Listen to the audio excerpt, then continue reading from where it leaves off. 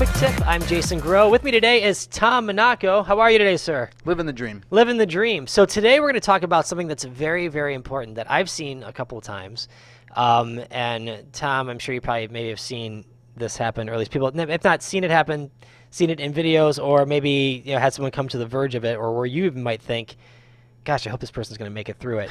And that is brides passing out at weddings and how to avoid it. So this is something that occurs. Go ahead and look around on YouTube and you will find videos of brides passing out at weddings. I know it's very scary to watch. I've seen it happen twice, and actually in my experience, I was on a shoot and it happened actually within a matter of like 2 or 3 weeks. It was weird. I'd never seen it for years, and all of a sudden it was like I had one, and then the next week I had another. And it is scary to watch because you don't know always, what the situation is when someone goes down like that. You don't know if it's just dehydration or, if someone didn't eat, or if there's something a little bit more serious involved. So how do you avoid it? It's actually very, very easy to I have a total itch right now in my nose. I'm actually going to itch my nose real quick. Okay, we are back. So, okay, back to talking about passing out, and here I am itching my nose. Okay, so let's talk about that a little bit. How do you avoid it? I have been on weddings where you'll have like a 2 or 3 o'clock ceremony, right? And you're getting there at 11 or noon or somewhere around there.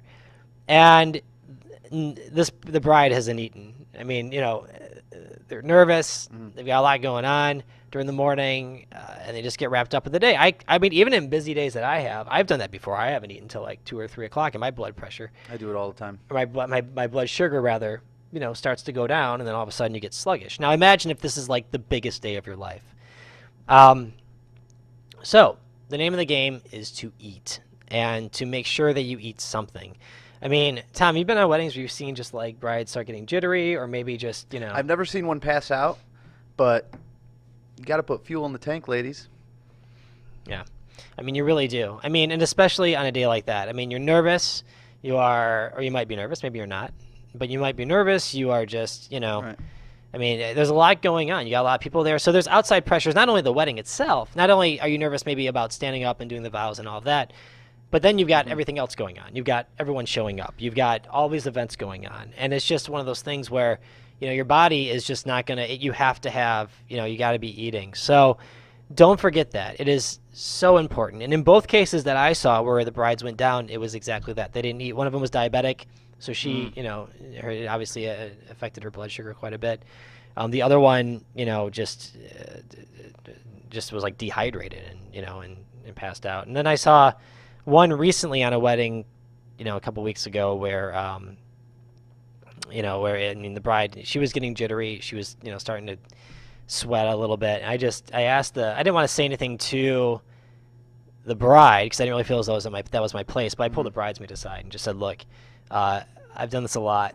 She looks like she's going to go down. When I travel to shoots, I mean, brides can do the same thing.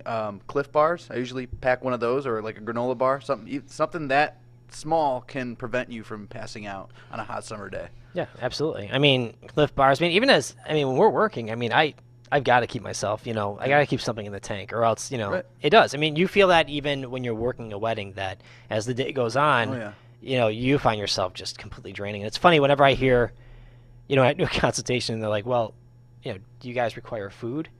I'm like, yeah. I'm like, unless you want people passing out, Right. you want your team passing out at your wedding, then yeah. I mean, you're definitely going to want to, you're going to want to require some sort of meal. So again, keeping it short and sweet, or as short as we can, which is never a good. I'm never good at that, but essentially trying to keep this as short as we can. Just eat. That's the name of the game.